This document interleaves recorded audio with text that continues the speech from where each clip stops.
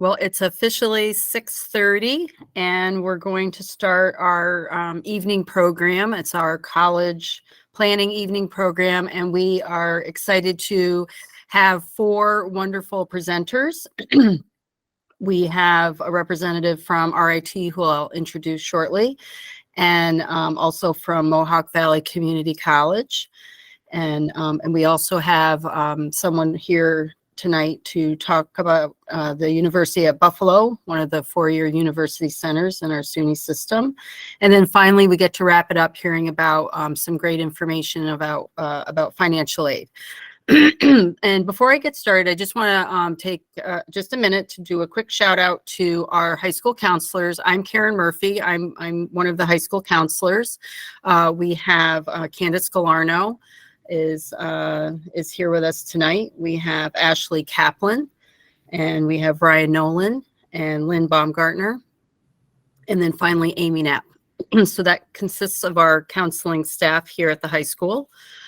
Also, I just want to let you all know that the counselors have sent an individual letter to every junior parent and their child, inviting them in to schedule a junior conference. So in that letter that you got in your email, it has lots of links to our calendar.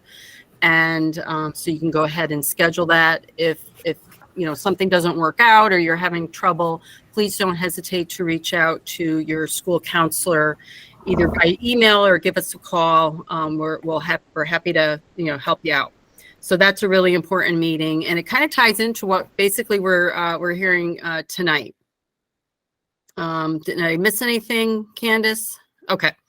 All right, so let's get started with, before I get started, I just want to let everybody know that this program tonight is being recorded, and it will be posted on our high school website and probably in a couple of days. It's got to get uploaded, and it'll be there. And we'll share it out again as well for those folks who couldn't make it tonight.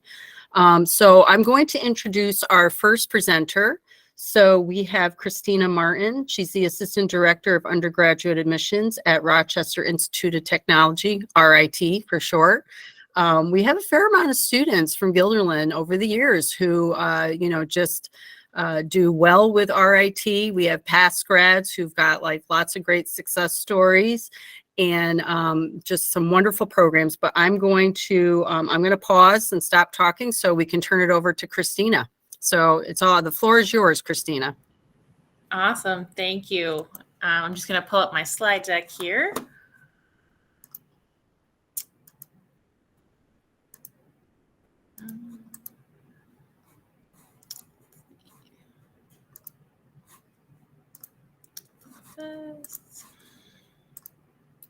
Before you get started, I forgot to mention, if anybody has a question, if you would like to post it in the chat, I'll monitor that.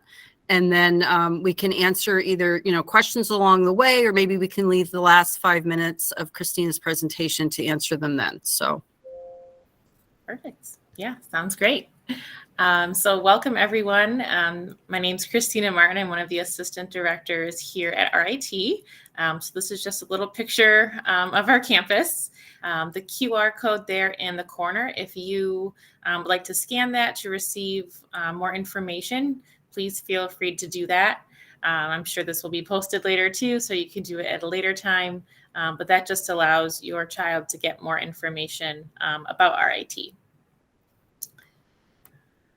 This picture here, just to kick things off, this is our newest building on our campus. Some of you may have seen this if you've been to Rochester in the last few months.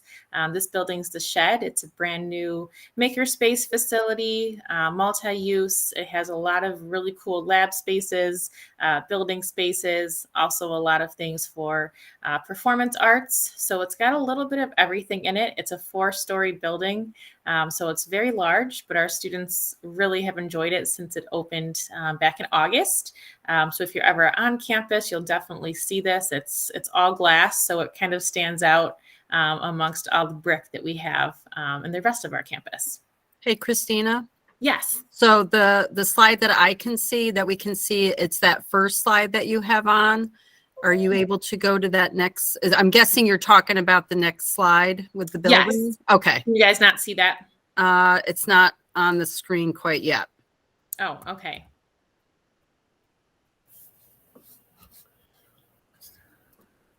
Can you see it now? No. Okay. I can't. Oh, there it is. We got it. Okay, perfect. I want to make sure you guys can see that. Yep. Thank you. So this was the facility that I just mentioned. So if you're on campus, you can check that out. But really, we're here tonight to talk a little bit about the college search process, especially for parents and guardians here.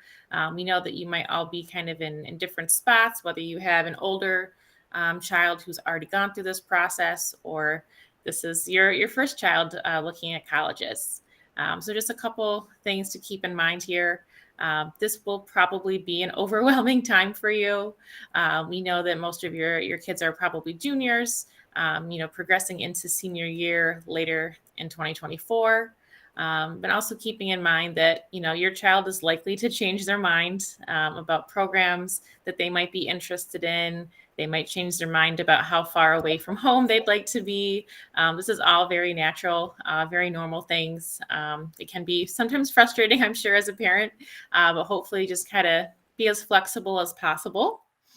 Another search tip would be just keeping a spreadsheet of all the different deadlines that are going to be coming your way. I know students haven't obviously applied to colleges just yet, but as you get closer to the fall and the late summer, it's a really great idea to kind of, make some type of document for yourself so that you can keep all these different deadlines straight from all the different schools that your child is looking at. And of course, if you need assistance, please reach out to us. College reps like myself, we're happy to help with questions. Some other things to think about when choosing a college, right? There's a lot of different factors that come into play. Certainly, fit and environment, if it's the type of campus that your child is looking for. Taking into consideration their areas of strength, students who do well in the math and science fields, students who might do better in humanities and social science areas.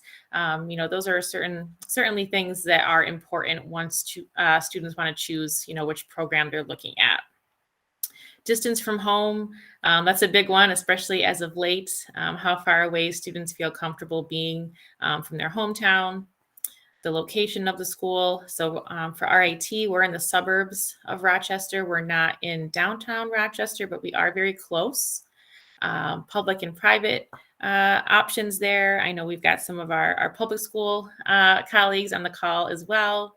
And then certainly things like availability of programs and also the different admissions policies that each college has. So a little more specific to RIT, if you have your child might be looking into something that's a little more tech focused. We do have a pretty large campus. If you've never been out to Rochester, we've got over 16,000 students on our main Rochester campus. We also have a few campuses abroad that are not nearly as large as our main campus. You can tell here that we also draw students from really all over the country. So of course, New York State is very large in terms of getting students from school districts within this state, but we also have a lot of students who are joining us from many other locations in the US and also international students as well.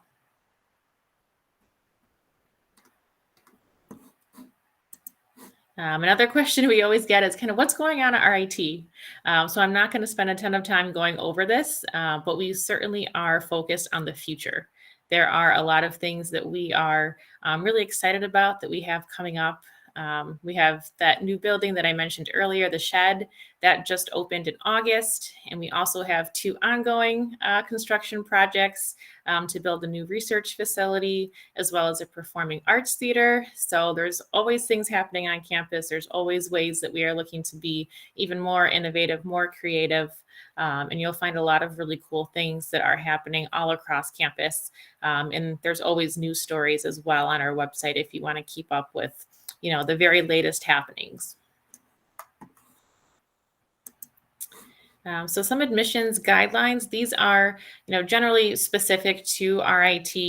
I'm sure my colleagues in the other institutions, they'll be sharing their guidelines later on tonight. But this will just kind of be helpful if your child is looking into RIT, some things that we can kind of give you up front, just so that you're aware of kind of what our admissions process looks like. So we will continue to be a test optional school. And what test optional really means is that if a student submits their scores, they are being considered. So it doesn't mean that you can just send them to a school and it doesn't matter. If a student decides to submit them, they are looked at and they do hold, right, a value. Students are not at a disadvantage if they choose not to submit their test scores. It's not that we, think that they're not as good as students who do submit test scores. It's completely up to the student, and your counselors can help you with this too, kind of looking at what they think is the best path for you to send them or not send them. We do, however, review Regents exams. So we know that during these COVID years, some of these Regents have been waived and students did not need to take them, but we will review any scores that we are able to see, either pre-COVID or in these more recent years when Regents exams have been offered again. Something else that's unique to RIT is that students can apply to up to 3 majors. So they can rank 3 programs, first, second, third choice. It's not required that students list 3 programs, but we do have a lot of students who apply who have kind of differing interests, and they might wish to list, 2 programs or 3 programs that they're considering. And we'll certainly take their first choice into consideration first. But the second and third options just give us, as admissions officers, a little extra leeway in case a student does not qualify for their first choice major. Other things that we are requiring, certainly the high school transcript, which your counselors will be able to send over to us, as well as a recommendation letter. So that's a pretty standard practice, really, for most colleges. They'll require both of those items. If any of you have a child that's looking to go into a design or arts-focused major, it's certainly a great idea to get started on those portfolios now. All the projects that they're probably doing in their art classes or things they do on their own time. It's a really great way to kind of build the portfolio up now. So by the time they apply, later on this year in the fall or the winter, they have enough pieces to round out their portfolio. Students looking to go into health programs. So RIT does have a physician assistant program, which is very popular amongst students from all over the country. And certainly if you have a child who might be looking to go into kind of that medical pathway, having some background within the health field is really going to be beneficial. So if they're able to have a shadowing type of experience or an internship, something like that, that will only be, to their benefit going forward. Last thing here is just adhering to different deadlines. So the RIT website is very comprehensive. Our admissions website has all the different deadline plans that we offer, the dates. So like I said before, it's a really good practice if you're able to put those into some type of document where you can look back at that later to see the deadlines as they're approaching to make sure that your child isn't missing out on something important.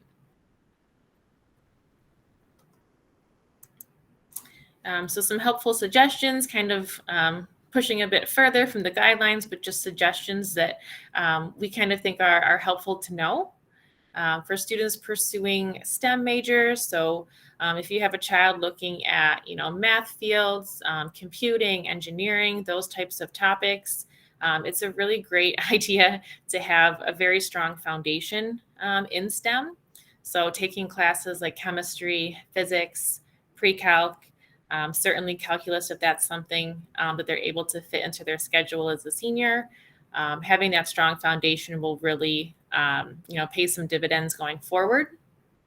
Advanced coursework too is really great. I'm sure that there's a lot of options, honors level classes, AP courses, dual credit courses with other colleges that might be, near you. being able to take some of these higher level courses is helpful as well, because it gets students prepared for what the rigor will be like when they attend college. Taking something that's a little bit above what might be kind of more of a standard curriculum by taking these APs or honors levels. The RIT website, as I mentioned before, it's a really great resource. You can look up any program, any major right on the website, type it in the search bar, and it will pop up for you. And you can actually go on there and look up the curriculum, kind of a sample curriculum for any program. So sometimes students will ask us, hey, what types of classes will I take, if I'm a mechanical engineering student? You can go right to the website and look that information up. And you can click on the curriculum section. You can click on the co-op section that will tell you more about the co-op process and the different earnings that students get through co-op. So all of that information is readily accessible to you. We also have a lot of programs at RIT, so there's over 80 undergraduate degrees. So something we do recommend is exploring. We have a lot of students that come to us really focused on engineering, for example, but they don't realize that we also have engineering technology, which is a little bit different than engineering. So engineering tends to be more theoretical, more calculus-based, whereas engineering technology is more of an applied study, so more hands-on focused and uses more algebra type of math than calculus. Similarly, we have computer science, which is a very, very popular field right now. A lot of students are looking to pursue pathways in computing. So sometimes they don't know that we have several other computing degrees that are different than computer science, but still lead to the same types of jobs, same types of outcomes, same types of skill sets. So we do recommend, looking into all of these choices before you select, those 2 or 3 that you want to put down on the application. Campus visits, we have, many different ways that you can engage with us. We have tours, in-person tours every weekday, Monday through Friday. We also have a tour time on most Saturdays, not every Saturday, but many Saturdays throughout the year.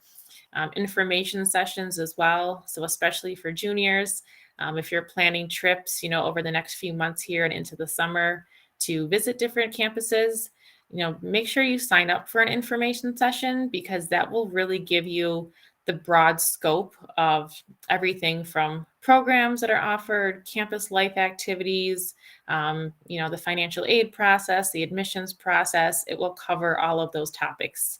And that will be very helpful, especially for parents who, this might be your first time going through this college process. Interviews we also host. These really are for seniors only, so not so much for juniors. They're not required for admission. It's just an extra thing that we offer for students who have a lot of extra questions, or they might need some additional assistance with something. We will have College and Careers, which is our annual 2-day summer workshop event. It's most likely going to be in July or August. And these are free workshops that students can sign up for. They're about an hour long, and they can sign up for 3 different workshops. So it's just kind of a nice way to connect with an RIT faculty member. You'll learn more about a specific topic of interest. And you can kind of get a sense of what it's like to be an RIT student, at least for an hour, during one of these weekdays in the summer. So more information will be coming if you're in our database to receive updates. And then, of course, we have open houses. So we don't have any for juniors in the spring. We will have some in the fall. So typically October and November, we host different open house dates when they're, campus wide. You're able to talk with faculty. You're able to see different lab spaces, studio spaces up close. So those are really big events, really fun. And you can register for any of those at rit.edu/visit. It's right there on the website, and you can see all the different options depending on which day you select on the calendar. And lastly here, some info on financial aid and scholarships. I know there's a session later on tonight that another presenter is going to focus on. So this will be pretty basic. But for RIT, we do distribute merit-based aid, which is based off of your child's academic performance in high school. There is no separate application for that. They're automatically considered once we have their transcripts. And if they choose to send test scores, we can use that in our evaluation as well. The need-based aid that we offer is all based off of the FAFSA, which I'm sure you will hear quite a bit about later on. So that's something that some families will qualify for need-based aid, other families may not. We do have alumni referral scholarships. So if you do know an RIT alum who would like to nominate your child, that's an additional scholarship that they could potentially receive if they are accepted. We have a performing arts scholarship as well. So if your child does performance-based activities in school, things like theater work, music, they might be in chorus, do different dance types of activities. That's really what we're looking for the Performing Arts Scholarship. They'll upload a video, of their talent area. And there's some scholarship availability that they could potentially receive as well. And then we do have installment payment plans. I know that's kind of far away, but know that a lot of schools do offer some flexibility in terms of payments to spread those, tuition payments out over a few months instead of having to pay, the balance on one particular date. So there is some flexibility that we're trying to offer families to make things, just a little bit easier for you. So that's kind of everything that I have. I know it's kind of a quick rundown, but hopefully it was kind of helpful giving you an overview of the college process, as well as some things that are specific to RIT. So this is our email right here. Feel free to send us a message if you have questions on something. We're more than happy to help, help you with anything you need. I'm just going to put up the front page here real quick. So if you wanted to scan the code again to receive more information from RIT, feel free to scan that. And then you'll see it pop up on your phone.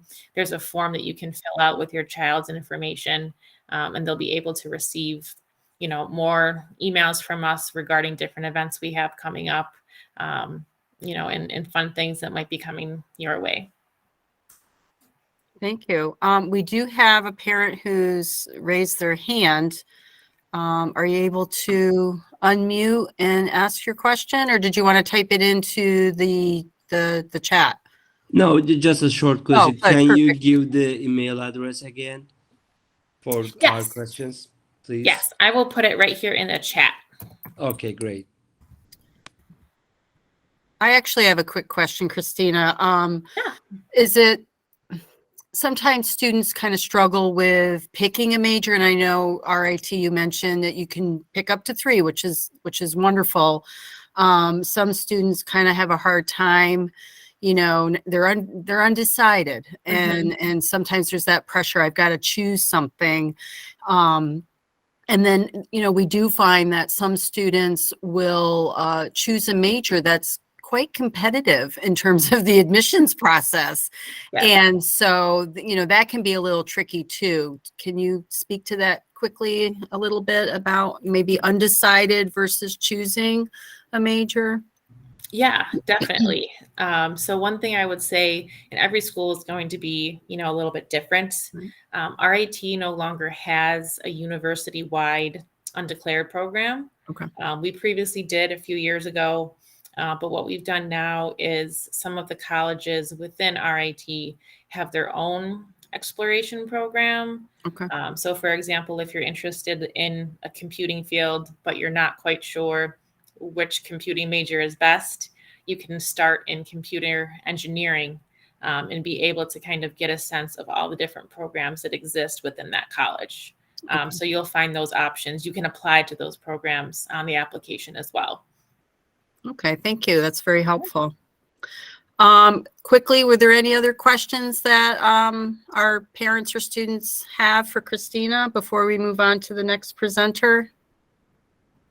Okay, so that's having what's the website URL we have? There's a question there. Pretty Okay. simple.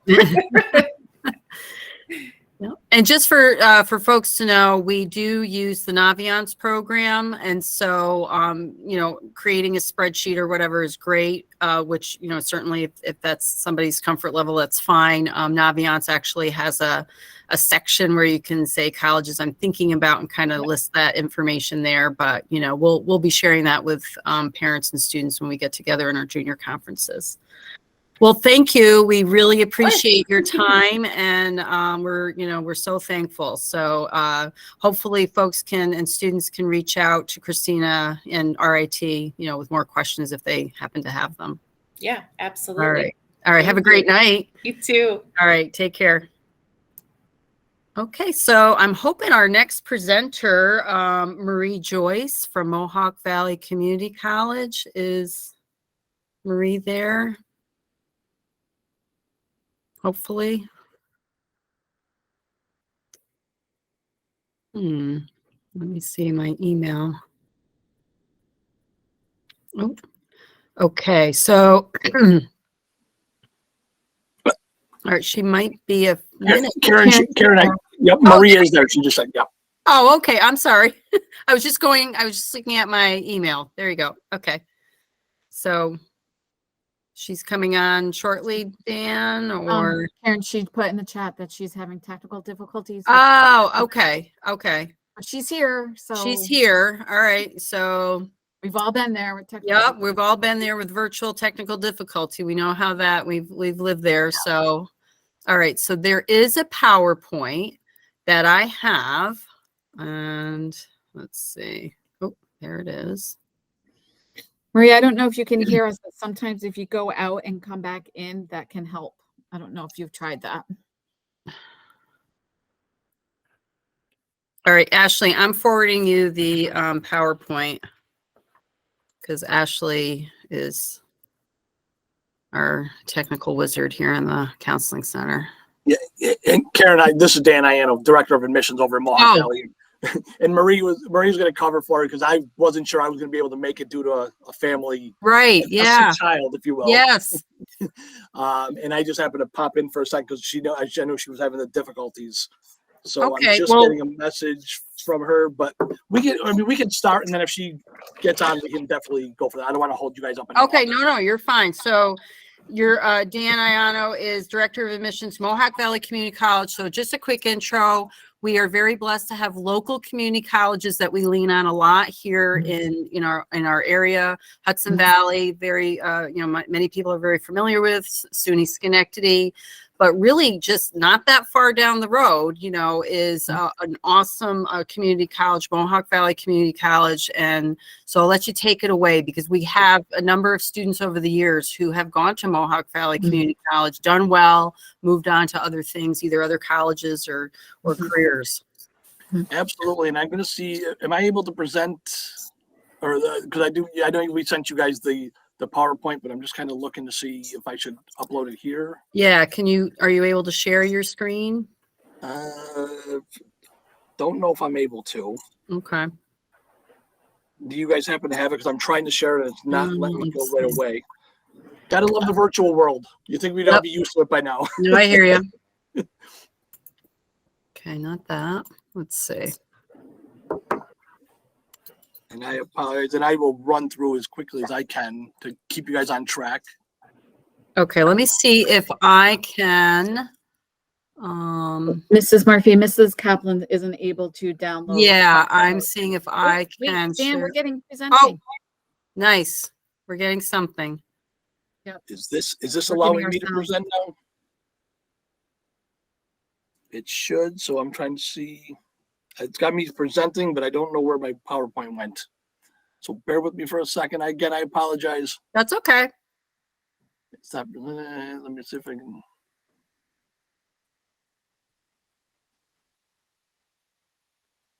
Are you able to see the slideshow? No, not yet. Mm-mm. Okay, I'm going to try to get out of here again.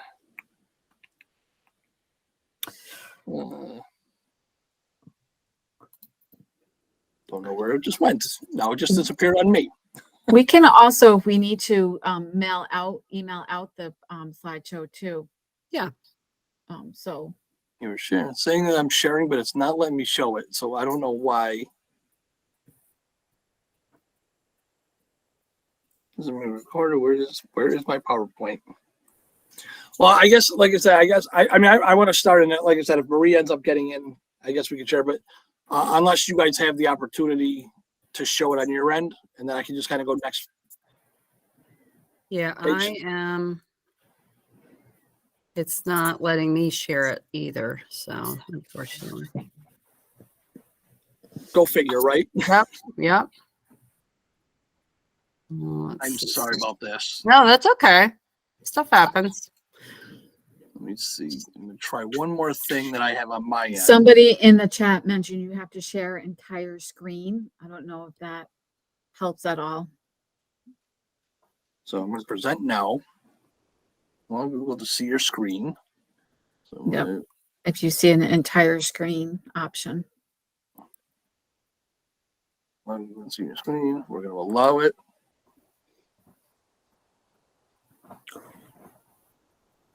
Presenting your screen. And again, I guess it's not popping up. Okay.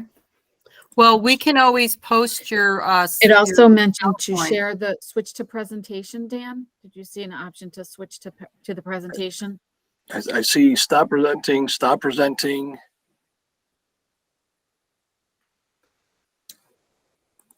It's just not. You have to click on the tab. Click on the presentation tab. Try clicking the tabs in your browser. We see your browser. We see your screen now. Click to the presentation as though you were driving it. I'm sorry. So Yeah, like just launch your presentation. Do you see your presentation right now? I have it on my screen. Interesting. Yeah, Yeah, because you're sharing your browser. When you did share, did you see the PowerPoint as one of the options to share? So stop sharing, then do share again, and when you see the list of items, see if one of them is your presentation. All right. So I'm gonna click the share. You're saying share present now? Yeah, share, right? And then usually it gives you a choice to, it lists like your browser, maybe if PowerPoint's running, whatever you want to be seen.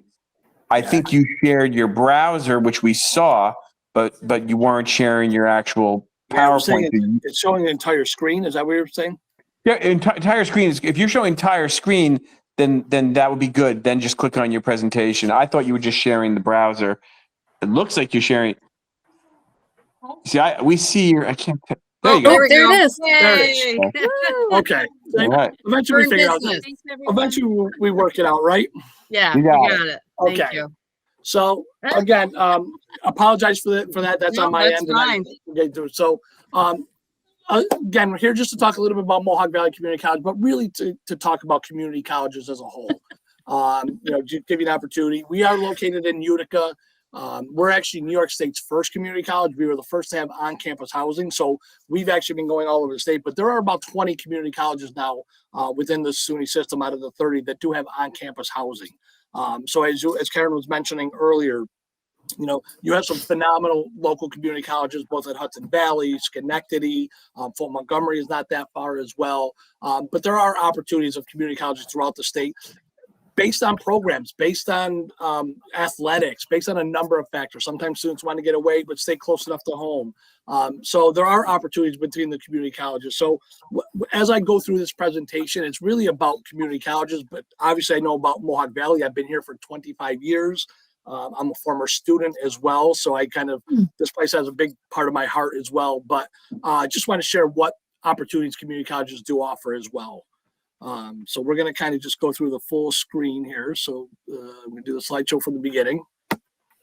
Here's just a little shot of our campus. One of the myths I always say about community colleges that students and parents think is that it's maybe one building, two buildings in the middle city, but a lot of us have true full campuses. Here in Mohawk Valley, we have 6 full academic buildings plus our 5 residential dorms, which does provide the full campus experience for students, both academic and residence life.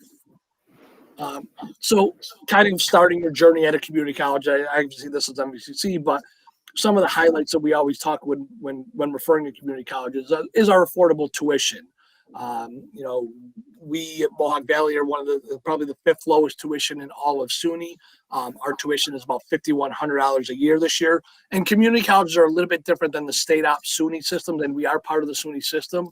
But because we are also county sponsored, we get to set our own tuition as well. So that's why tuition will be a little bit lower than the SUNY tuition as well. We have a number of different program and career transfer opportunities. So students at a community college, you can come for a 1-year certificate, you know, kind of on the job training to go out into the workforce immediately. We have 2-year transfer programs that transfer on to any of the 4-year institutions, both private and state. And then we also have 2-year career programs as well. We do provide a holistic student support services, from academic advising to our Office of Accessibility Resources. We actually have a C3 grant, community outreach organization that helps students, because we know there's a lot of factors outside of the classroom that are causing issues for students, whether it's food insecurities, housing insecurities. So we actually have an office that supports with local organizations within our community, social organization or support organizations. So we can really help students with a number of legal issues if they maybe are living off campus and need advice from lawyers to talk about a tenant landlord situation, but again, also with food insecurities and housing insecurities. And students at community colleges do get the full college experience as well.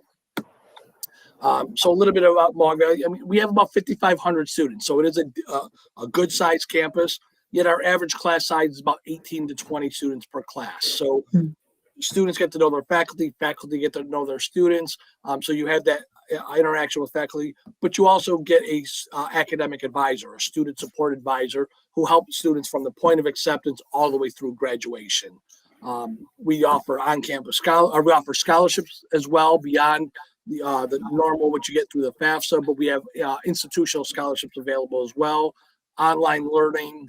And we do actually have 2 campuses, one in Utica and one in Rome, which is about 20 minutes away from our main campus in Utica, which is where our residential campus housing is.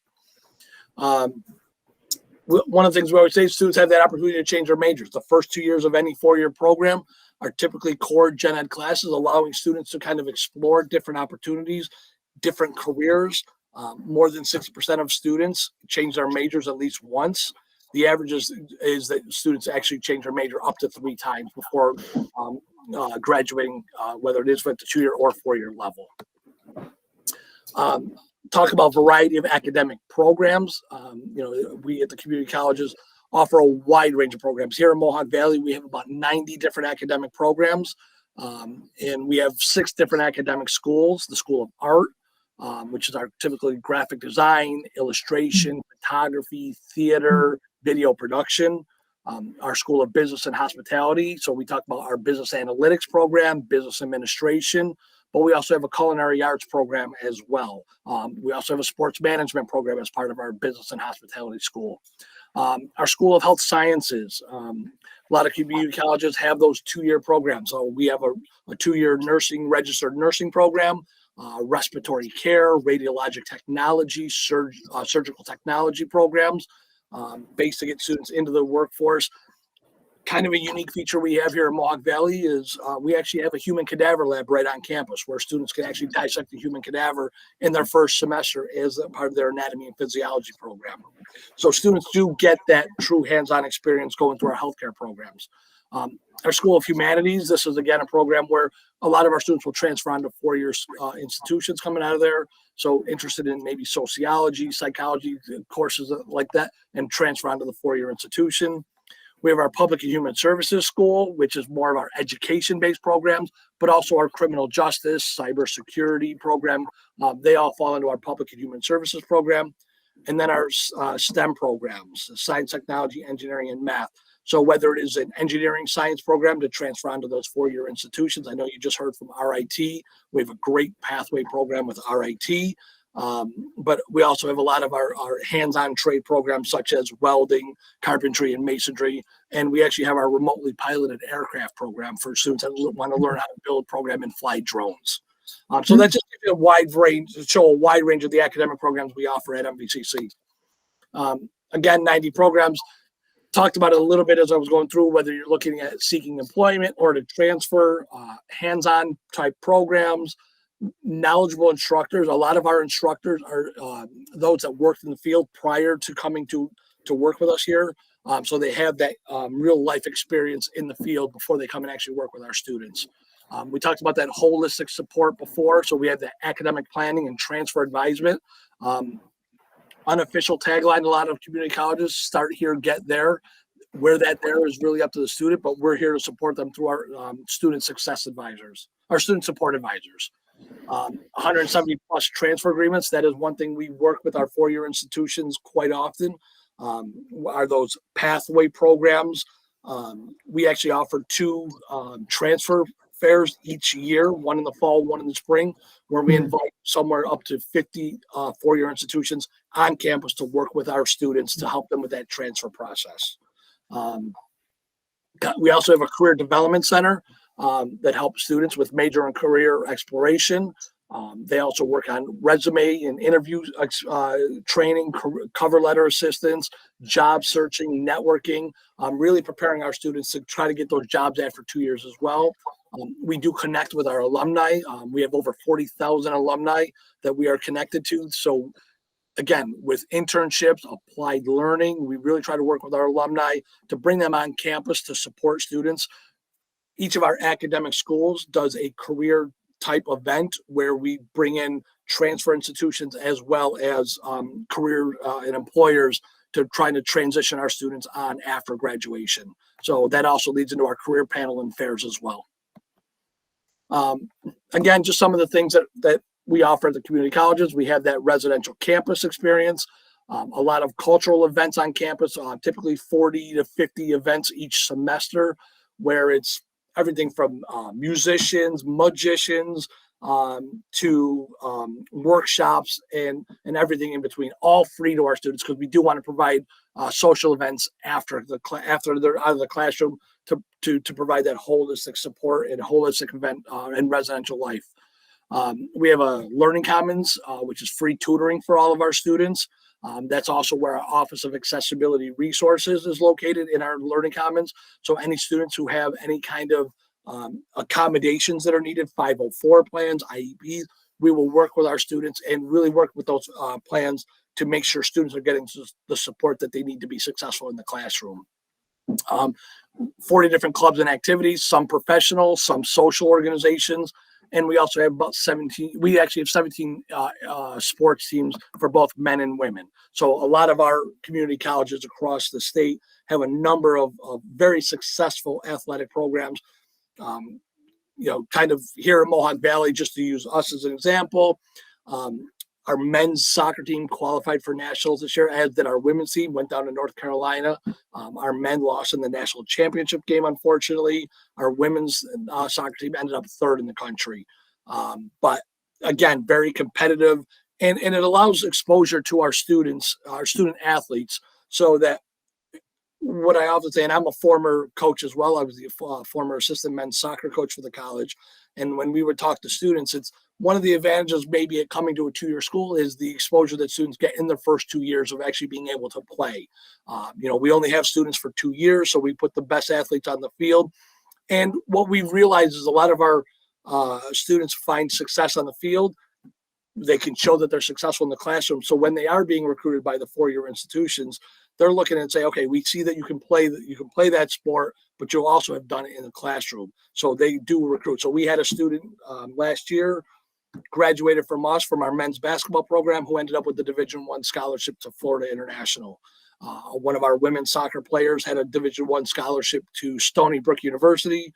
And one of our men's soccer graduates ended up transferring to Canisius. So it really does allow those students to transfer onto the 4-year institutions after competing with us in our 2-year for their 2 years here at the college. So when it does come to applying to a community college, there's a lot of options that are out there for us. We have multiple choices, we tell. Because we are part of the SUNY system, we do accept the SUNY application. There is a charge there for the SUNY application. Don't tell them I said this, but a lot of our community colleges also have a free application. So we do encourage students to reach out to the community college if they are looking to apply to find out if there is that free application that they could use that comes directly to us, so we can process the applications accordingly as well. Typically at the community colleges, there are no SAT, ACT requirements or essay requirements. We do look at college transcripts. So a lot of students have concurrent enrollment, that classes that they've taken in high school. We absolutely bring those in as transfer credits so that we don't repeat any courses for students as they are trying to complete their program with us as well. So we do require that a high school transcript be submitted so that we can get students accepted to the college. Community colleges do have a rolling admission schedule, so there's really not any application date. We do accept students all the way through. However, I would check with institutions based on academic programs. So like for our healthcare programs, we do strongly encourage students to have that application in by March 1st. The selection committees do try to look at applications a little bit prior, because we do have some selected programs. That is one of the myths at community colleges, that just because you apply, you're automatically accepted. That is true. You can be accepted as long as you have a high school diploma or an equivalency. But we do have some selective programs that do have special or have different processes that need to be viewed and worked at with the students. So please check with the community colleges based on some of our academic programs. Again, we just talked about some of the highlights. You know, when you do look at the cost of a community college, again, in-state tuition, typically community college tuition is between $5,000 and $6,000 a year. Then we have the cost on residence hall. So that is obviously room and board, that we do see a little bit of an increase in the cost. And roughly for community college, total, cost of attendance is roughly around $20,000 to $22,000 a year. Sometimes a little bit less, sometimes a little bit more, depending on the meal plan and depending on the residence hall selected by the student. Again, just a few other little things, that when you look at a community college, freshmen can park their cars on campus. We have no fee to that. We do provide tutoring. We do have career guidance, resume and cover letter assistance, open computer labs. And then I did mention earlier our Office of Accessibility Resources to assist students with services. So if you have a 504 plan or IEP, we absolutely work with our students so that they can be successful in their academic coursework. Again, just another shot of our campus. And then I was just going to open this up for any additional questions that you guys may have. Dan, in the chat, there is a question about discussing learning opportunities for students with learning disabilities. I know you just mentioned the OAR. Is there anything to add? Yeah, like I said, each of our individual campuses, we have some office. Like I said, ours is the Office of Accessibility Resources. So we do ask that students do provide the documentation that is needed so that we can provide the source, whether it is a learning assistance or extended time, reading, things along those lines, or if it is a physical accommodation that is needed as well. We absolutely have accommodations for students as well. So definitely reach out to our Office of Accessibility Resources or similar office at whatever community college you may be looking at. There's another question, Dan, do you have anything when it comes to education? So students who are future teachers or future educators, what do you have there? We absolutely do. So we actually have programs for both adolescent and childhood education. So one of our unique programs that we offer here in Mohawk Valley is we actually have a direct enrollment with SUNY Oneonta. We have a pathway where students can take the first 2 years of SUNY Oneonta's program. Once they're done with those first 2 years, they can either stay on our campus for the third and fourth year, or they can transfer to SUNY Oneonta and complete their education program in the third and fourth year. But it's not restricted. I mean, we have other education programs that help students do transfer onto both private and public institutions for the education program. So our childhood education programs, whether you're looking at the sciences or math or history, you absolutely can take the first 2 years with us and transfer onto that 4-year institution. Okay, nice. Any other questions from our students, our parents, either in the chat, or if you wish to raise your hand? I see one about our cost. That tuition cost that I had listed about just under $5,200 is for the academic year. So everything I put out there was for the year. So I always say our cost between tuition, room, board, tuition for the year is about $20,000 before any kind of financial aid.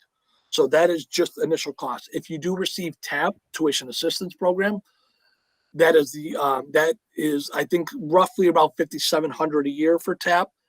Since our tuition is $5,100, if a student does receive full TAP, your tuition is covered in full. We can only give the $5,100 because that tuition, the TAP has to go toward tuition.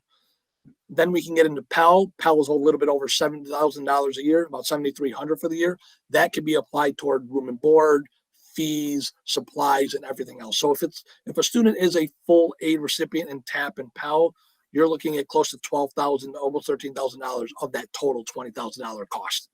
Now that's financial need, but I did see on one of your screens that you have a number of scholarships that students can apply for. So above, separate from financial Absolutely. aid, you have those other opportunities. Absolutely. And one of the myths about scholarships, institutional scholarships for us, is that they're only based on grades. Not always the case. So definitely check with the community colleges. We have scholarships based on academic programs, where you're from. I always joke, we have one scholarship that is it's called the Women's Christian Association Scholarship. The criteria for that is that you need to be a female student. That's it. So definitely look to see what is out there. But we do have a number that are academic program based. We do have some that are specific for students outside the area that are more for like meal plans. So definitely take a look at our website and see the institutional scholarships that are available. Great. And one last quick question. Any learning communities or freshman community building experience that Mohawk Valley Community College does? Absolutely. So again, through our Learning Commons, we have that as well. One of the features that I really appreciate, one of the things I love about our residence halls, for students that do live on campus, we do have 3 full-time resident directors who are employees of the college that actually live in our dorms. So it's not just an RA situation where it's just students looking out. We have full employees, so coverage 24/7 throughout. Each one of those resident directors has a different responsibility. One is responsible for academic success, one is responsible for social organizations, and one is responsible for overall operations of the dorm. So, but that academic success resident director, to me, is probably the most critical. They're there to support our students who are living in a residence hall, to make sure they're going to class, to make sure they're academically remaining eligible. If they're struggling in course, they will work with our Learning Commons to bring tutoring to our residence halls. So they really are there to support our students, even in the residence halls, to have a little community within the dorms.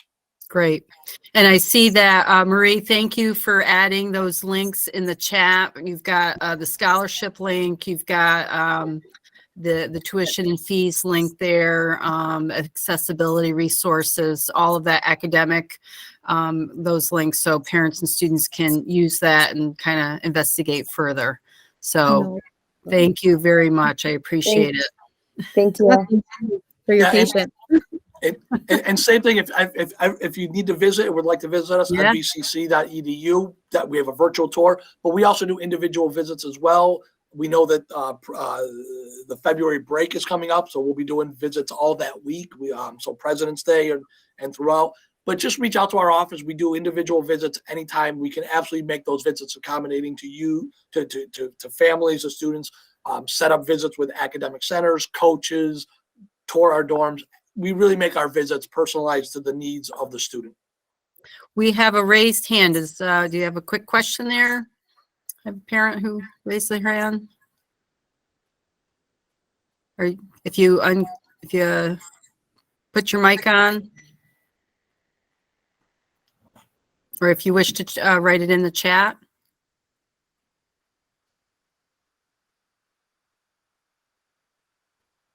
Nope. Oh, sorry. Okay. Well, Dan and Marie, thank you very much. This is it was a little technical difficulty, and I just want to give it's okay. We've been there. Trust me. A gazillion times. So we definitely understand, but I do want to give a shout out to our fabulous community of help there, because thank you, parents and students, for helping us, because those things do happen. Okay, so our next presenter, we have Tamika Hanley. Hopefully, Tamika, are you there? Hi, I'm here. Oh, great. So Tamika, you're from the University of Buffalo and you're in the enrollment services. You're an enrollment service advisor, so in the admissions office, right? Yes. Okay, perfect. So all things enrollment here. Well, thank you for having me. Yeah, thank you. Thanks for everyone joining the call today to get some information. So once again, my name is Tamika Hanley, Enrollment Services Advisor. So I'm here to kind of just briefly touch on the four-year public system that we are a part of, known as SUNY, and then just a little bit of more selective information with you about UB. And then of course I'll welcome questions, but I'll also feel free to ask for any additional resources that I might be able to email you. Hey, I just want to interrupt just quickly, and I apologize. So Dan, if you're still on the call, it looks like your screen is still presenting. Are you able to, there we go, perfect. Okay, all set. All right, go ahead, Tamika. All right, are we all on the same Yeah, screen? there we go. Yeah, awesome. All right, awesome. All right, so once again, we are SUNY Strong, okay? Now, the University of Buffalo is one of 64 institutions to be included in the SUNY system, okay? So the SUNY system itself is the largest comprehensive university system in the US, and once again, with over 64 institutions. SUNY institutions can include research universities such as UB, okay? Academic medical centers, liberal arts colleges, community colleges, and online learning networks. So a little bit of everything for every learning style as well, okay? Prospective students can earn associates, bachelor's, master's, doctoral, and certificates in several areas of interest. The great thing about the SUNY system is that it also makes it easier for students to kind of transfer in between. So whether you start at the CUNY level and then you work your way up to the SUNY level, we welcome all transfers. And we do have special programmings, especially that we work alongside with some of the community colleges in our area. Okay. SUNY also provides affordability through federal aid. So, you know, our tax dollars, we contribute. Okay, grants, scholarships such as the Excelsior. So for all of my prospective fall 24 students, definitely look out for that coming in the summer. And of course, student employment, which we refer to as work study. Okay, so that all can be available to you to kind of make it more affordable and close the gap in any of the costs that you may incur. Now, while the 64 institutions may have different programs that may fit your needs, okay? One that kind of repeats throughout is the EOP program, and that is available to students who kind of show need, okay? So it provides access, academic support, and financial need to students who show promise for succeeding. So we know you will be a great student at UB and a great contributor to our campus, but you may need additional resources. You may need a little bit more help to kind of take away some extra barriers so you can enroll fully at UB, okay? Now, if EOP is something that you are interested in, there is some criteria to it. One, you have to be a New York State resident, of course. And then, of course, we go through several reviews, okay? One being an academic review, and then you also go through a financial review. If you want any more information on that, definitely please visit the suny.edu website, and they list out all of the household income information.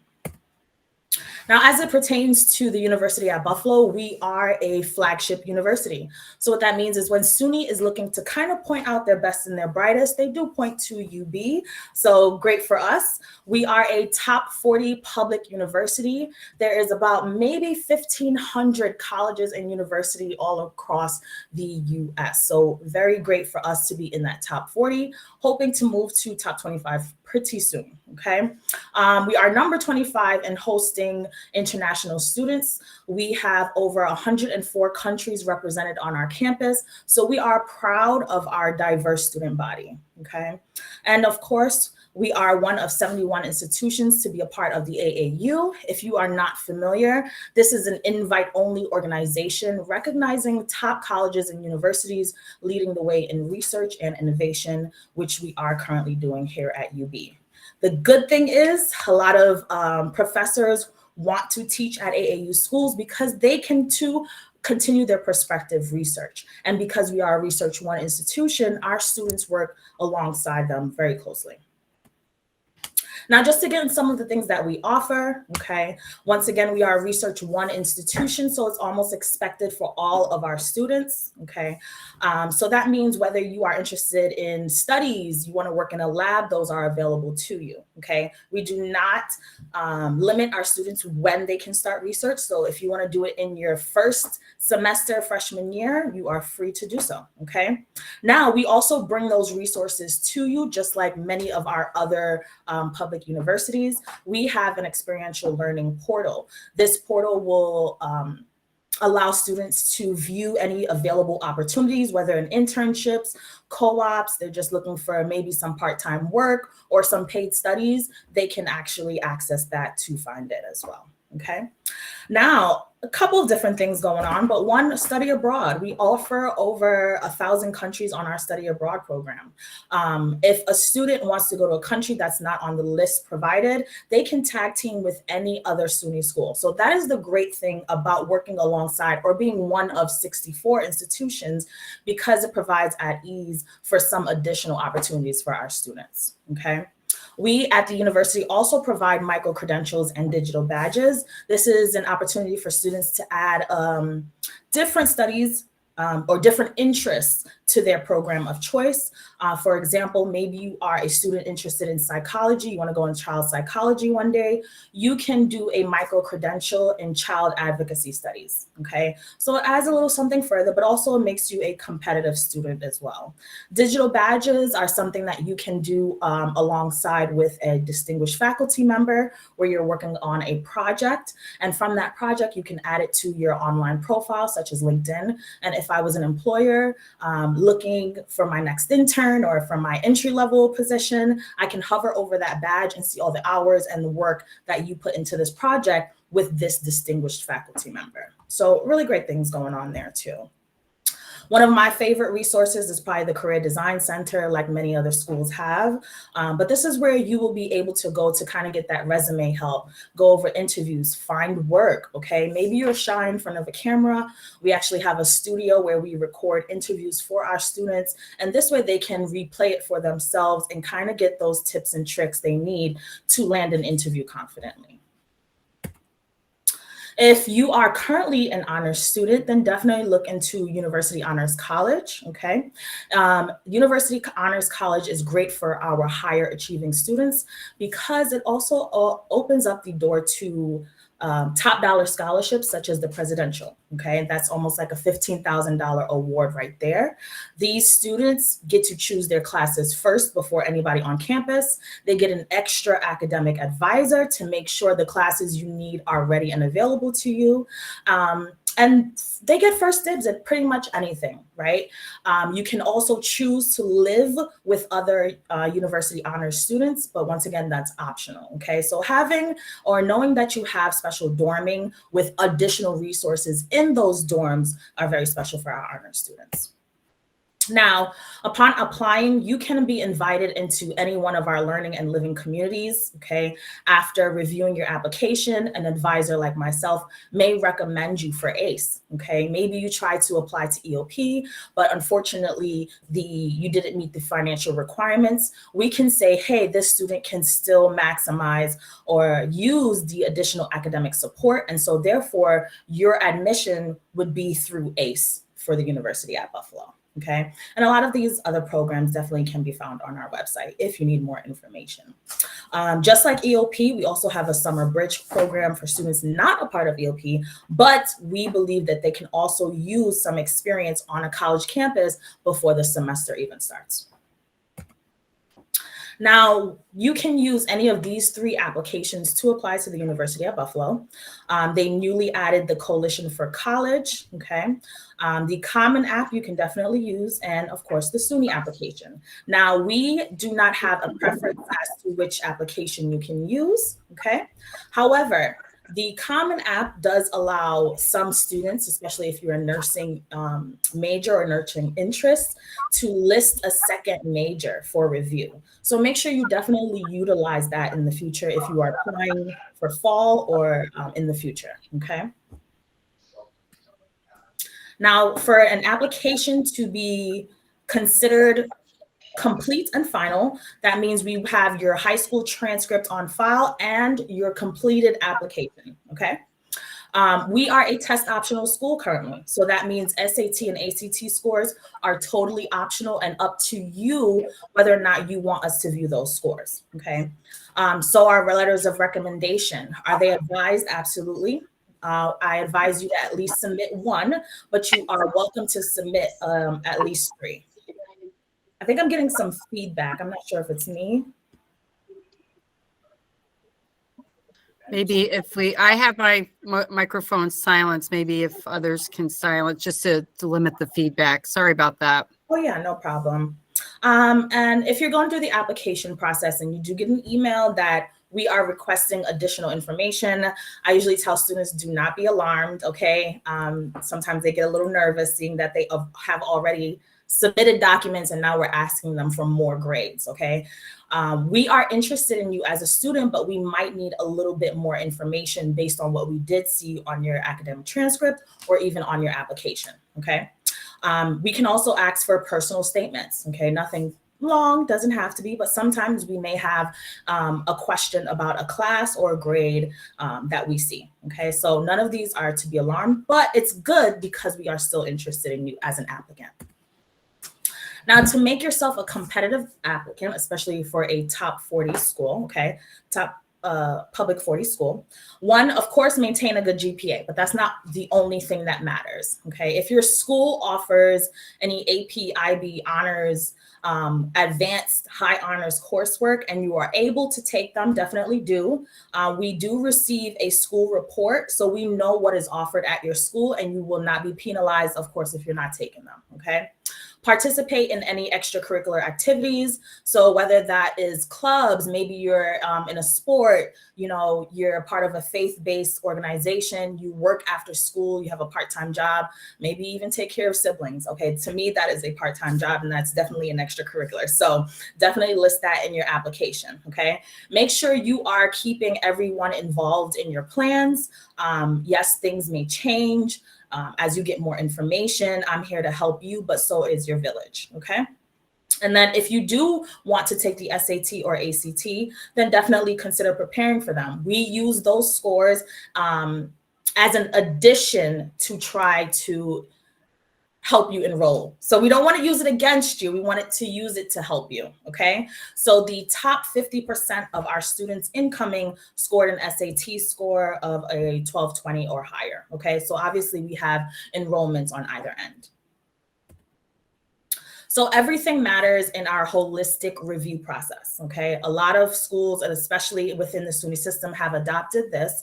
So we look at every single thing you put on your application. So definitely utilize all the space. They have areas for community disruption, okay? They have areas for concern that you want to list or any additional information, anything that can help us give you that admit, okay? Definitely list it on your application.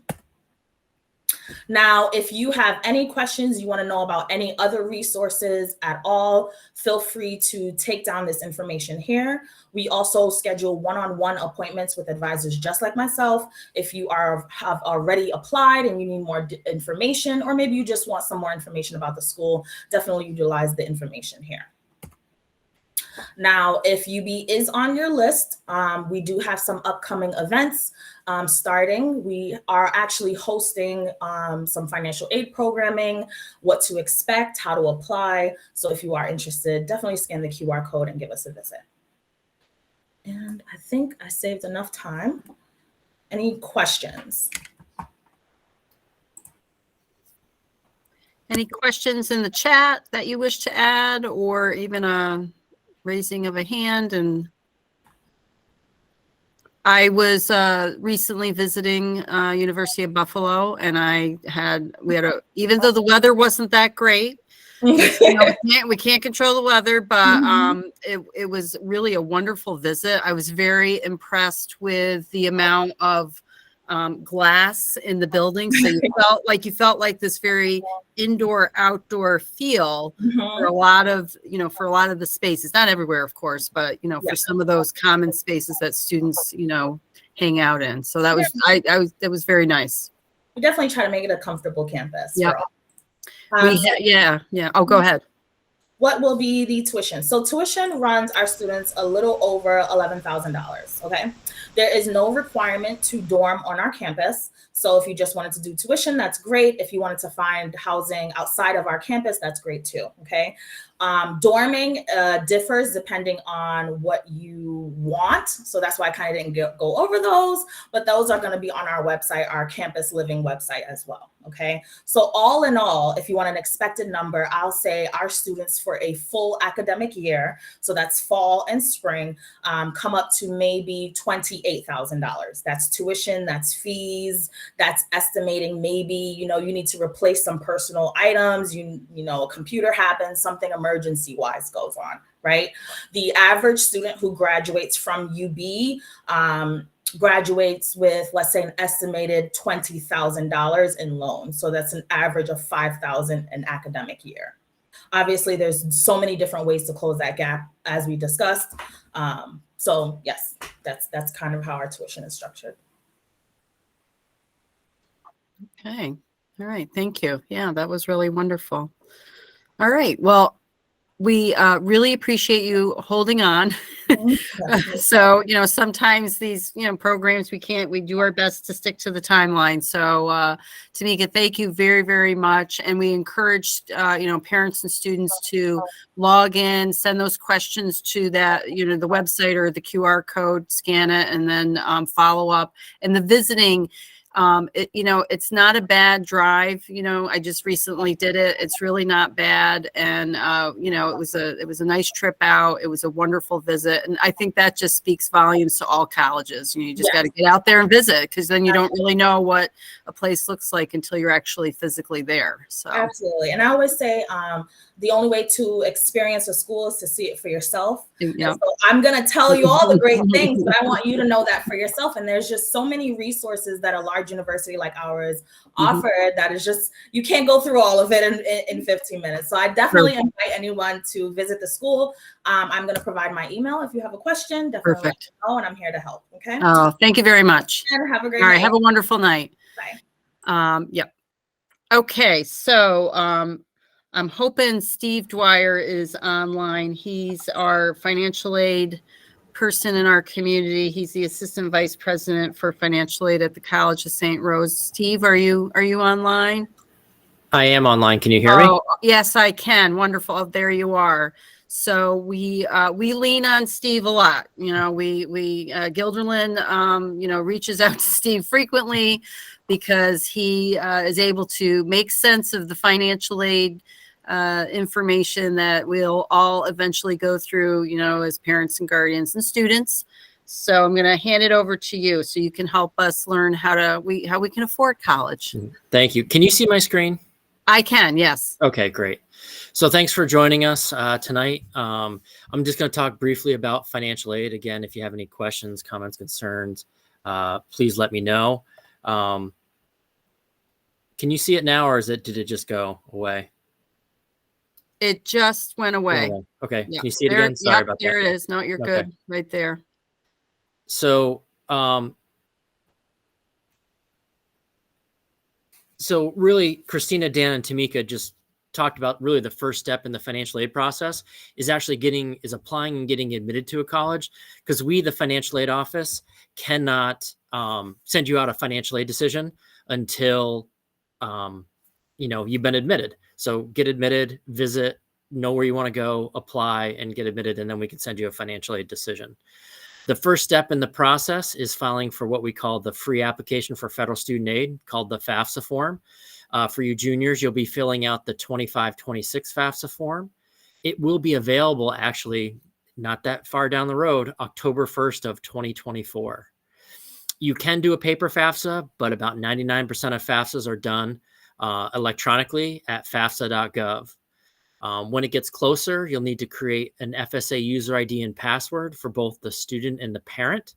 That will be your electronic signature You'll be using 2023 federal tax information, the tax information that you're going to be doing hopefully by April 15th of this year. That is the tax information that you're going to use. They always use 2 years back. Again, I think Christina talked about it. Create a spreadsheet, know the college's deadlines and meet them. So if you're creating the spreadsheet for like admissions deadlines, also put when you're doing the research, make a spot for financial aid. When does a school want a FAFSA form? So let's just say you're applying to like 5 different schools. They all have different deadlines sometimes. And let's just say December 1st is the earliest deadline. You know that if you meet that deadline, you're going to meet all the other 4 colleges' deadline for the FAFSA form.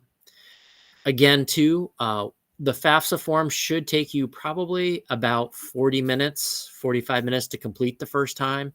But you're not done because not only do you need to apply for the FAFSA form, you also need to apply through New York State for what they call the TAP application, the Tuition Assistance Program. New York State students going to New York State schools, whether it be public or private, you might qualify for the TAP grant. And you do want to apply for the same time as the FAFSA form. And again, at the end of the FAFSA form, there will be a button to use that will say, oh, do you want to complete your New York State application? You click on that button and it'll bring you right over to the New York State website, and you can do the TAP application at the same time. Again, you'll be using 2023 state tax information. So not only do you need your federal taxes, you also need your state taxes as well. This is what the FAFSA form looks like, just so you can see what it will look like. Hopefully they won't change it, but this is the page to do the FAFSA form. This is the page that you'll come to do the New York State TAP. Again, there could be colleges that your son or daughters are applying to that might require some additional forms. The most common one is what they call the CSS profile form, or a college might have their own institutional form that you need to fill out. Again, when you're doing that spreadsheet, either the admissions page or a financial aid web page would say what forms you need, whether it be the FAFSA and another form. And again, just put that down. Again, know the deadlines and meet them. Most colleges in the United States that give out federal financial aid have to have what they call a net price calculator. So you could go on now, and let's just say you're looking to go to RIT. You could go and fill out their net price calculator, and they would kind of give you an estimate of what they think you would pay. Again, it would be based on the 24-25 academic year, but you could kind of see what is it that you might have to pay if you go there. Again, you need to be admitted. You need to file all the financial aid forms, but you could get a sense of how much it would cost. And again, that'd be at all the schools that we just discussed that have been here tonight. They all have net price calculators that you can do and go through it. Some common FAFSA questions that I come across. Well, we've applied for the FAFSA form, or we don't think we'll ever we don't think we're going to qualify for anything from the federal government. Should we still file the FAFSA? You absolutely should that first year. Again, you don't know what you're going to qualify for unless you file it. Again, some schools give out need-based financial aid, even though you might not get a federal grant. You still might receive a grant from that college. So again, file the FAFSA form. If you wanted access to student loans or parent loans through the federal government, you have to file the FAFSA form. We'll talk about those in a few minutes. Students say, well, now that I'm 18, do I really need to provide my parents' information? And on the FAFSA form now, whenever you see contributors, it's usually in the place of, that really means a parent or someone who's responsible. Yes, the answer to that question is until the student reaches the age of 24, they're a graduate student. They have a legal guardian other than a parent. They are a veteran, they're married, they have a dependent that they support more than half time. They're going to need to use not only the student's income and asset information, but also a parent income and asset information. What happens if my parents are no longer married? Whose information do I provide? The government says whoever provides more than half support for the student. So let's just say I live with my dad and he provides more than half my support. Then it'd be my information and then my dad's information on the FAFSA form. Also, too, let's just say my dad is remarried. Then my information would be on the FAFSA form. My father's information and my stepmother's information or partner would be on the FAFSA form as well. So the federal government would take into account that new family unit. A common question about the FAFSA form: do we provide the value of a retirement or pension funds in the asset section? The answer to that question is no, you do not. The only thing you put down for assets at the time you file the FAFSA form, what do you have in cash, savings, or checking? You'd put that in. Then there'd be another line for investments or other real estate. So investments that are outside of like a pension plan or retirement. So let's just say I own $10,000 worth of Google stock. I'd have to put that on there. If you owned a second home or like a rental property, that would have to go on the FAFSA form, whatever the value of the property minus anything you might owe on that property. And then it's going to ask for business or farm. So if you own a business or a farm, you have to put down a value on the FAFSA form as well. Also, on the parent section, you'd want to provide, if you had like a 529 plan that you save for the student, that would go under that investment section as well.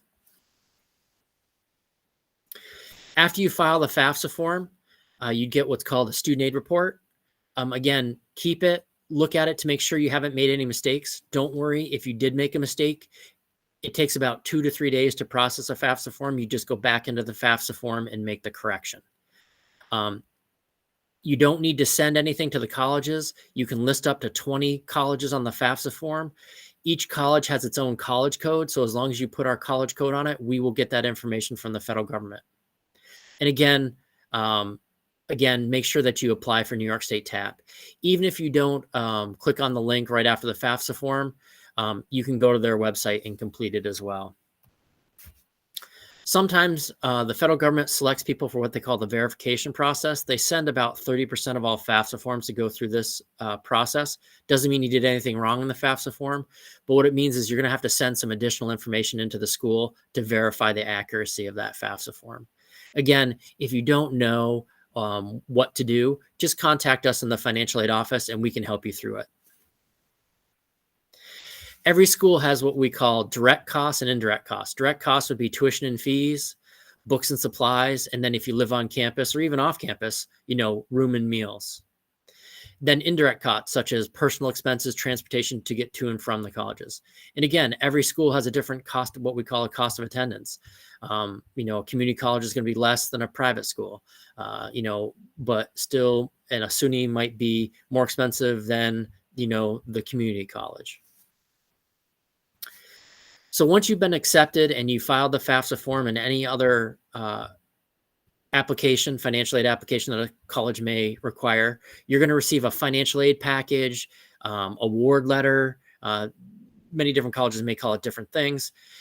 What will be listed in this financial aid package would be any scholarships that you receive from the college, merit-based scholarships, athletic scholarships, science scholarships, anything would be listed on there. Then grants such as the New York State Tuition Assistance Program. If you qualify, an estimate will be on there. Federal Pell Grant. If you received a federal Pell Grant, that would be on that award letter. The Teach Grant from the federal government. Some colleges participate. This is for teachers for high need fields. Again, they call it a grant, but you need to view it as a loan because there's a service component to it. But again, not every college participates in it. And then any college grants that you might receive. That's in addition to any scholarships that a college may have given to you. Federal work study or campus jobs that the college might provide would be on there as well. Usually those work study jobs don't come off the bill. They'd be paid to the student, as they work on campus. And federal loans would also be on there as well. For this year, for the 23-24 year, the federal Pell Grant, if you do receive one, ranges anywhere from $7,395 down to $767. There's also something called the federal SEOG grant. And again, that can vary. Every college receives a different amount of money from the federal government. It's based on enrollment. Those grants vary anywhere between $100 and up to $4,000. They need to go to the neediest students first, which the federal government defines as a Pell Grant. So if you receive a Pell Grant, it is possible you might also receive a federal SEOG grant as well.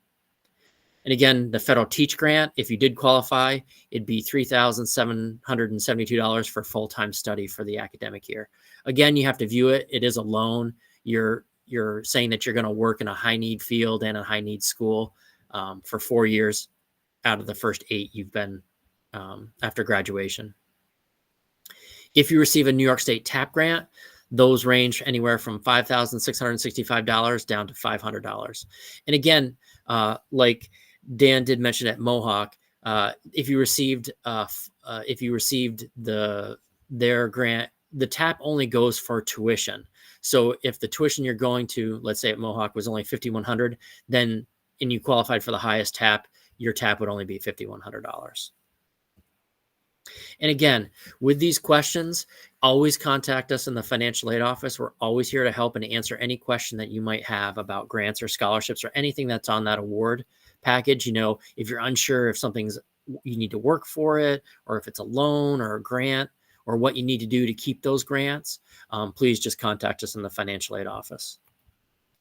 The next would be through New York State. It's called the Excelsior program. It's free tuition at SUNY's, CUNY's, or and that, again, you'd have to apply for it. It won't be on the award letter that you receive. For yourself in the 25-26 academic year, that application is probably going to be released in May 2025. And again, I've listed a website here to go, and you can learn more about the Excelsior program and how the income requirements to qualify for that. And again, it is a grant, but there is a component you're agreeing to. Let's say you receive the Excelsior for 4 years. Let's say you go to SUNY Buffalo and you get it for 4 years. You're saying that you're going to stay and live and work in the state of New York for 4 years. If that doesn't happen, let's just say you get a great job opportunity when you get out of college at another state, then you would need to pay back that Excelsior grant for the amount that you did. Now, it's based over a 10-year repayment, and it is a 0% interest rate, so it is very favorable. And again, you also, let's say you graduated, you worked 2 years in New York, and then you got a job opportunity outside the state, you'd only need to pay back 2 years. So there is, credit for the years that you did stay and work in New York. The next is what they call the Enhanced Tuition Award. Some private colleges participate in the Enhanced Tuition Award. It's very similar to the Excelsior program. Again, I put the link in here to go learn more about it. And again, if you did go to a private school that participated in the Enhanced Tuition Award, that application wouldn't be out until May 2025.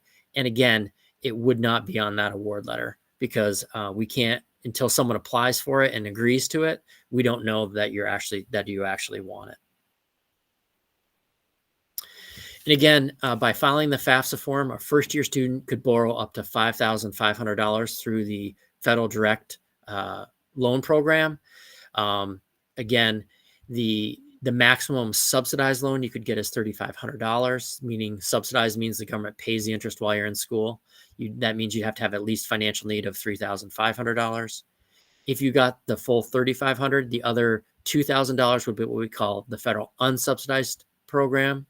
What that means is that the government, once the money is dispersed to the college, there would be interest that accrues on that program. The interest rate for this year is 5.5% fixed. It does change every July 1st. So if a student borrows a loan for 4 years, each year that they're in college, they're going to have a different interest rate each year because the government changes the interest rate each year. But the amount that you borrow for that year is always fixed at that interest rate. The government also does charge a very small origination fee. It's 1.069%. So if you took out $5,500, they keep about $60 of it. And again, both of these loans don't need to be paid until 6 months after you graduate or drop below half-time status. Again, just know that the subsidized loan, the government's paying the interest while you're in school, but the unsubsidized, they're not. So if you're not paying the interest while you're in school, it's going to be the amount of that unsubsidized. Let's say you got $2,000 in your first year. It'd be $2,000 plus the interest over that 4.5-year period. Next, the federal government allows parents to borrow what they call the Federal Parent Plus loan. A parent can borrow up to the cost of education minus any other grants or loans that the student receives. Currently, the interest rate on this is 8.05% fixed with a 4.276 origination fee. What does that mean? If you borrowed $10,000, the government's going to keep $427 of it. And again, that interest rate changes every July 1st. But you're always fixed. So if someone took out a loan this year for a Parent Plus loan, it's going to be fixed at 8.05% until it's paid off. You can defer the principal and interest until after the student graduates or drops below half-time status. But again, that's just if you're not paying the interest or you're not paying the principal, it's going to take you longer to pay off that loan. Another option would be what they call private student loans through like a private bank or private lending institution. Again, you do a search on the internet. There are many banks that will come up. The student has to be 18 and they're going to need a cosigner, usually a parent. And again, look for fixed rates. Some will offer you fixed rates. Some will offer you variable rates. Some will give you a better interest rate if you pay the interest while the student's in school. So again, just look for the lowest costs and borrower benefits. Once you receive all of the college award letters, this is really what you need to do. You need to put them like side by side and show what is the cost, what did you receive in grants and scholarships, and then figure out what that cost is. And then from there, put in the loan. So you know at each college, like, you know, what is that total cost that I'm going to need to pay? And remember, even though you may not be paying the loans right now, you will need to pay them, you know, after the student graduates. So that is a cost to determine. Again, don't apply for any scholarships which you might be eligible for. Outside scholarships through an employer, through the high school guidance counselor's office, like local organizations. Again, you're going to need to reapply for financial aid each year. So you'll be going through this 4 times if you go to a 4-year school. If you're going to a 2-year school, you'll be doing it 2 years. So just remember, you need to apply each year. And again, the FAFSA form is a snapshot in time. It captures about 2 years back. So you have to file the FAFSA form with the tax information that they request. But let's just say you've lost your job or you had some overtime and you're just not going to have it in the future because it was just something that came up, you know, one time only. Then what you would need to do is contact the financial aid office and ask for like a special circumstances form, or how do you give that information to the school. So hopefully they can lower your information, which will get you more financial needs. So you might qualify for, you know, additional financial aid. And again, here are some useful websites, you know, from the Department of Ed. So thanks for your attention. And I'm wondering if anyone has any questions for me. We do have a question in the chat. Does the federal SEOG grant and New York State TAP apply to private colleges as well? Yes. New York State TAP is good for New York State students going to New York State schools, whether it be public or private. The federal SEOG grant is good at public or private schools. And That's anywhere in the U.S.? That's anywhere in the U.S., not just New York based. And again, so you might receive a financial aid decision or award letter that, you know, maybe one school was able to give you the SEOG, but another one wasn't. And again, call and talk with the financial aid office at the other school and see why you didn't qualify. Mm-hmm. And again, same with work study. You know, like I run a wait list. So, you know, we need to spend that work study money. So if students don't accept the work study or they don't turn in the paperwork, we cancel their work study and then we go to our wait list to make sure that we spend all that money. Some colleges, you may not qualify. You need to have financial need to qualify for work study, but other colleges might have other campus jobs that are available that you don't need the federal work study for. Like athletics might need help at events. You know, admissions might have their own money to do tour guides, let's just say, things like that. So that's something to talk to a financial aid office about as well. We got a couple others here. Would you be able to put up the list of websites again? Yep. Okay. Hold on. Yes, I can. And then is there an income cap for the tuition assistance program for New York The State? answer to that question is yes, there is. If you look on your New York State taxes, it's line 37 of the IT 201. It's usually the cutoff is just about $80,000 of net New York taxable income. Okay. One of the things that I have a quick question about is, so we're talking about kids in high school. We're talking about when they apply in the fall of their senior year, the parents go through the FAFSA and the CSS profile if needed. And then once the student goes to college, can they march into their, well, not march, but can they go to their financial aid office?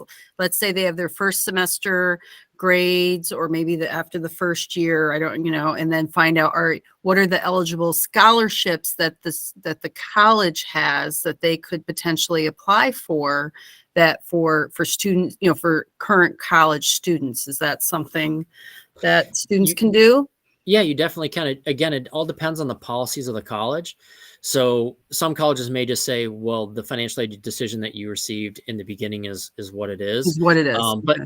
Or they could say no, like there are some other meaning like donor driven funding. Mhm. And Yep. again, it could be very specific to sophomore students from Albany County, let's just say. Right. Or, or students who are in biology. But you definitely can go in and talk to a financial aid counselor and they can help you with that. Mhm, Right. absolutely. Okay. Yeah. So, another question they're asking, that last question about the New York State form, you mentioned the specific line Mhm. related Yep. to, I think it was to TAP. Yeah, that's for New York State TAP. It pretty much all of us in New York State file the IT 201. It's line 37. Okay. And then another question, is there an out-of-state TAP equivalent for students applying to schools in other states? There is not from New York State. Right. Nope. New York State doesn't go outside the outside the state. Right. The only state that I know of that allows their grant to transfer to another state is Vermont. Everyone else, it's only good inside the state. Right. However, again, by filing the FAFSA form, if you receive a federal Pell Grant, it doesn't matter what college you go to. It's good in all 50 states. Right. So if you are a New York State student and you wish to go to Florida, for example, that New York State TAP is not going to travel with you. But Florida students, there is a Florida equivalent of TAP, but it only applies to students that live in Florida Correct. and attend Florida schools. Correct. It potentially could be, a student could potentially, it wouldn't happen in their first or second year, but potentially, some students may somehow can get residency. You know what I mean? Yep. So you might be able to get residency in Florida, potentially. Right. I don't know for what their other laws states. are, but, Yeah. but some students who do come into the state of New York and meet certain criteria for New York State residency eventually may receive TAP as well. Okay. Good to know. All right. Any other questions about financial aid that our audience wishes to ask? Okay. Well, I want to thank you, Steve. I want to thank all of our presenters. We got a hand raise. Deborah, are you able to unmute? Sorry, I hit that by mistake. Oh, no. Thank you, though. Great presentation. Oh, great. Thanks for joining us. So I want to just thank all of our presenters. They did an excellent job. We are so thankful. We have all of these wonderful local admissions people, but we have wonderful, we can reach out, across the way to many places around the state and invite them in, especially in a virtual program where some of us are home in our pajamas and drinking our hot cocoa right now. But anyway, that's the beauty of virtual. So there's a blessing there.